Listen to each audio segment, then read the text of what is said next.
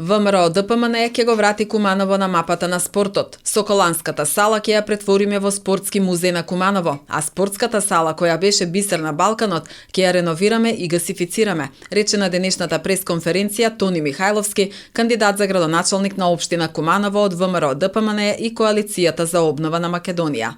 Ние имаме и план и програма како да го направиме спортот повторно нешто што ќе му личи на Куманово и нешто што ќе му носи победи. Со Соколанската сала планираме да ја направиме спортски музеј на Куманово во кој што ќе се овековечат од првата спортска победа во Куманово која е запишана до она што се случува денес и да остане за воиднина да се запишуваат сите спортски успеси на Куманово кои што нормално ние ќе ги провоцираме.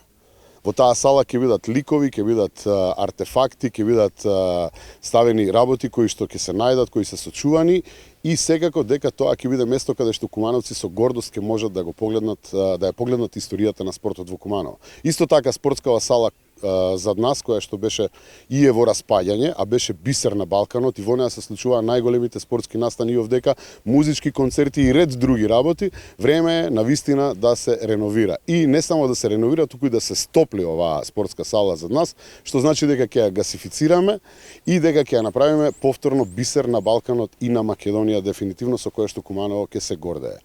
Ракометарот и член на ВМРО ДПМН Борко Ристовски верува дека после изборите Куманово ќе добие сосема нов спортски лик. Ќе се обидеме сите заедно да го вратиме Куманово на мапата на спортот, затоа што, како што каже и Тони, е заборавен.